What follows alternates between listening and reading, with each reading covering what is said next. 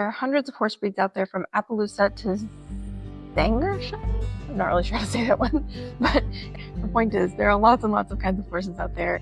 And as a person who has helped many first-time horse owners find their dream horse, there are a few breeds that I tend to steer people toward, and there are also a few that I tend to steer them away from. So in this video, that's what we're going to be looking at. Welcome back. If you're new here, I'm Ruby. I'm a whole horsemanship coach, which means that I help horses and people just like you to be the healthiest they can be, to find connection with each other through building a relationship based on wellness and trust and respect. Sorry about the cat doing something weird over here in the corner. I'm not really sure what's going on there. But before I start talking about horse breeds, there are a couple things I need to mention. And the first is that I am a big fan of rescue.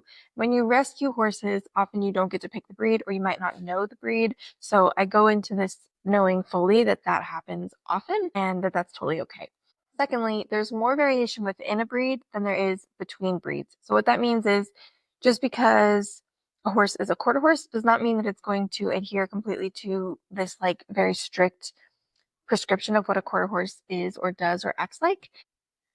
There will be as much more variation within the breed of quarter horse. So we'll have quarter horses that are like, I used to have a coach that said like this horse trained itself, like just born bomb proof and like patient and just a very calm, mellow temperament, all the way to horses that are extremely high strung within the quarter horse breed. And the average quarter horse might be like a 4 out of 10 or a 3 out of 10. But we're going to see the full spectrum from 1 to 10 within that breed. And then we'll take the thoroughbreds, for example, and we'll also have the full spectrum from 1 to 10 in thoroughbreds. But the average thoroughbred might be like a 5 or a 6 on the 1 to 10 scale. So just because we have the full spectrum within the breed, there's more variation within the breed than there is between breeds, if that makes sense. And thirdly, these ideas about which horse breeds I like and don't like are purely just that. They're what I like and what I don't like. They're my own opinions based on my own experiences. And your experience might be entirely different. So just because this is what I found works for me and my clients does not at all mean that this is prescriptive or that this is what everybody's going to find out there. And finally, the last thing I'm going to say is anytime you're looking for a new horse, definitely please work with an experienced trainer or horse person who can help you to find the right horse for you, because we're all individuals, we're all looking for something different, and what you're looking for might not be what I'm looking for. I feel like maybe there's a spider in that boot or something that the cat's trying to get. I don't know. Okay. Moving on. So the first horse breed that I'm going to mention is not going to be a surprise to anybody. It is the quarter horse. It's the most common horse breed in the United States by far. The quarter horse is just, you know, a workhorse, as they say. They tend to be really reliable. They tend to be great family horses, and they're also great athletes. We're seeing them more and more in like all disciplines, but they definitely have more of a stronghold in the Western disciplines. So especially if you're a Western rider, I definitely recommend focusing. Sorry, I'm so distracted by this cat. Especially if you're a Western rider, I definitely recommend looking at the quarter horse. But even if you're an English rider, I've even seen some quarter horses that can do little jumps or can do decently well in the dressage ring. So just some things to think about there. But definitely a quarter horse is the first horse that comes to mind when I think about a horse that's easy to care for, that's easy to get along with, and that generally is not going to be too much for a new first-time horse owner. The second horse that I'll recommend is the halflinger. These are a little bit more rare. They might be a little harder to find, but I think of them as like the bulldogs of the horse world, in that they are so sweet, so cuddly. They're very loyal. They're really solid, both physically and medically, as well as mentally and emotionally. The one downside to the halflinger that I will say is they are quite stubborn. So if you don't have them completely on your team or on your side, you might have a little bit of work cut out for you. But regardless, they're a great first-time horse for sure. And the third that I'll mention is a little bit controversial. It is the Rocky Mountain horse. The reason these are a little bit controversial is because they are gaited. So that means that they don't just walk, trot, canter. They actually have a different gait entirely, not unlike the Icelandic horse or saddlebreds or Tennessee walking horses. The thing that I like about Rocky Mountain horses, first, they come in all kinds of really pretty colors, which can be really fun for a first-time horse owner. Secondly, they're really smart. They're super sturdy on their feet. They're really sturdy health-wise, and they tend to be really like dependable and like even-keeled temperament-wise. The reason that the gaiting is controversial is because some people will say because they don't often most Rocky Mountain horses are not trained to trot or canter at all. They only gait. And the reason that that could be an issue is because if you were to start with a Rocky Mountain horse and then you wanted to switch to, let's say, a quarter horse or a thoroughbred, something different down the road, it might be a really big jump for your riding abilities to go from this really smooth, comfy gaited horse to a horse that has a little bit more of a movement in their trot and canter.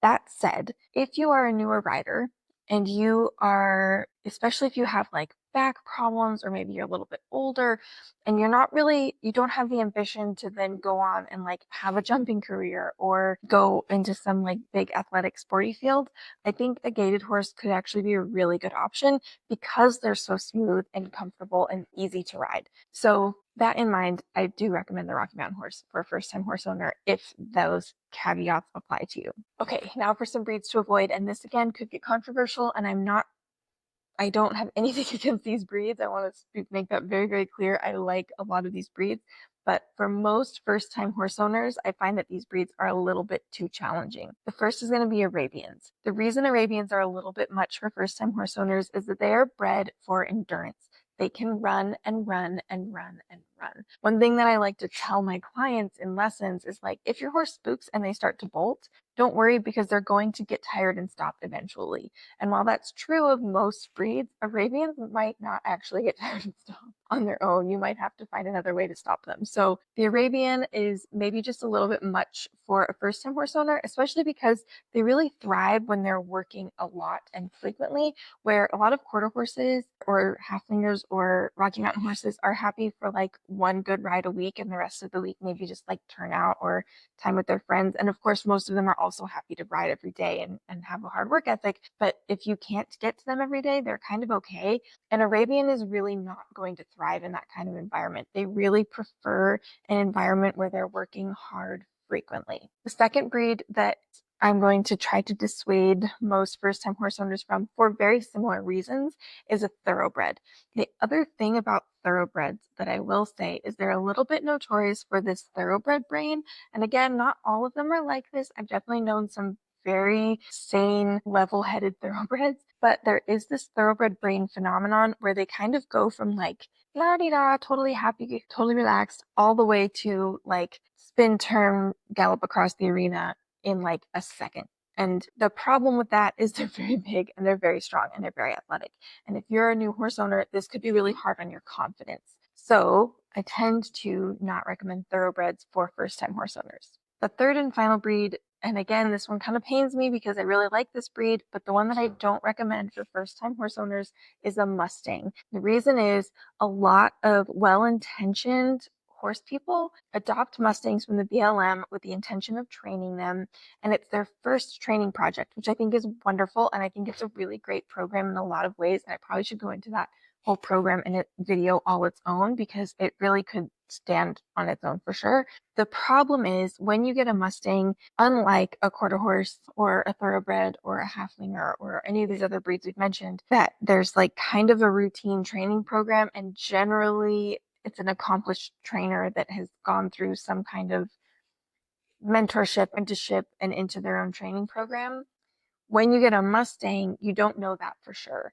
And often I see there are really big gaps in Mustangs training and their foundations. And while this is not necessarily a problem for all horse people, it's just a bit much for a first time horse person to take on and to be able to know how and when and where to fill those gaps appropriately.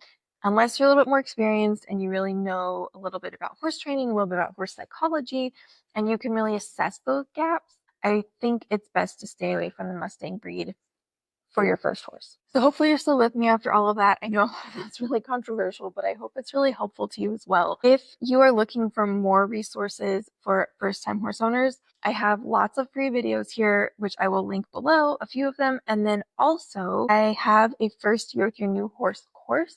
And this is really a course that I've like really poured my heart and soul into. I have completely put everything in it that I've seen from my own clients, from online space, from all of my own experiences into this course in terms of everything I think, questions you're going to come up with, stumbling blocks you might hit, problem solving, how to find a vet, where your horse should live, how much it costs, how to budget your time. All of that is in this course and so, so, so much more. It really is a great resource, and I highly recommend you check it out if you're looking for a more comprehensive course on everything you need to know as a first-time horse owner. Otherwise, I'd really appreciate if you would like and subscribe to this video. My mission is to help as many horse people as I can, and the best way you can help me with that mission is to interact with this video, to tell the YouTube algorithm that it's important and that it needs to be out there in the world. And in the meantime, make sure you hug your horse for me.